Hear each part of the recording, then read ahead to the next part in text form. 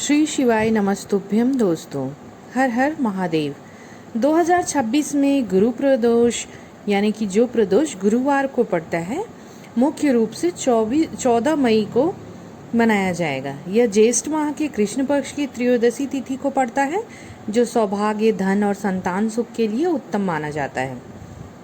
इस दिन शाम को भगवान शिव और मैया पार्वती की पूजा की जाती है। आइए जानते हैं कि 14 मई 2026 को गुरु प्रदोष जो पड़ रहा है, उसमें पूजा का शुभ मुहूर्त क्या है। पूजा तिथि प्रारंभ हो गई 14 मई को सुबह 11:20 पर और समाप्त हो गई 15 मई को 2026 को सुबह 8:31 पे। पूजा का मुहूर्त ऐसा रहेगा, 14 मई की शाम 7:04 से लेकर रात के 9:09 तक आप पूजा कर सकते हैं। प्रदोष काल में प्रदोष की जो समय रहेगा वो 2 घंटे 5 मिनट तक रहेगा। सूर्यास्त 14 मई की शाम 7:04 पर रहेगा।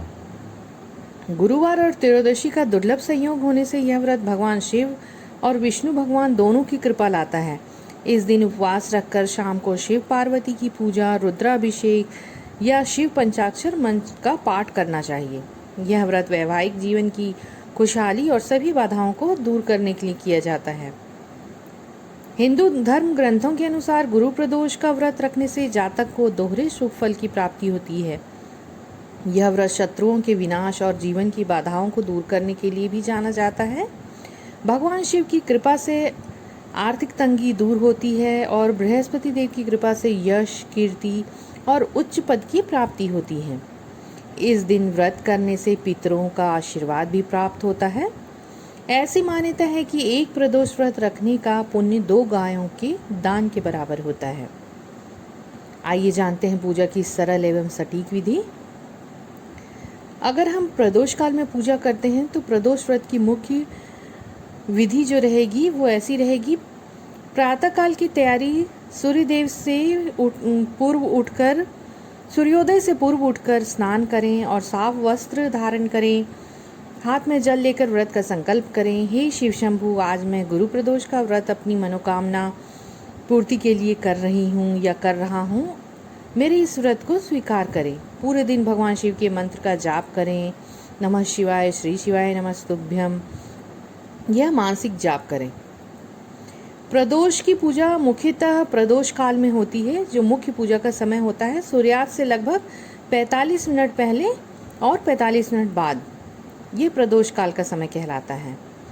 प्रदोष काल के समय आपको पुनः स्नान करना होगा। शुद्ध होकर के पूजा घर या मंदिर में जाकर के पूजा करें।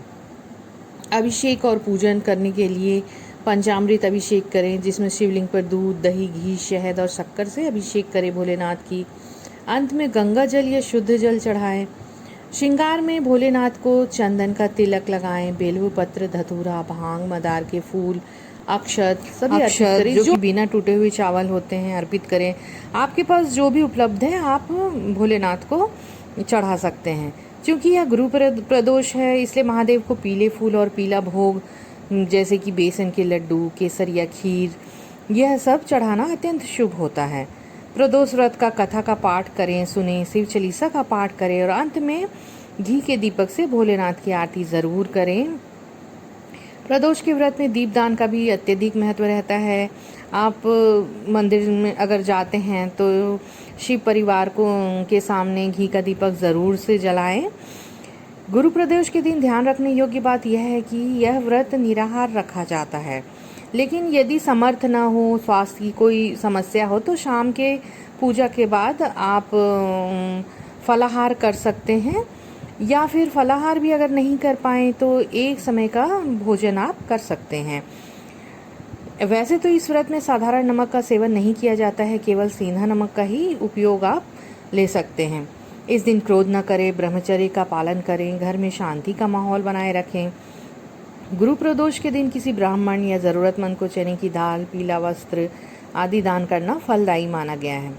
मान्यता है कि जो भक्त पूर्ण श्रद्धा से गुरु प्रदोष का व्रत करते हैं, महादेव उनके जीवन के सभी अंधकारों को मिटाकर उसे ज्ञान और समृद्धि के प्रकाश से भर देते हैं।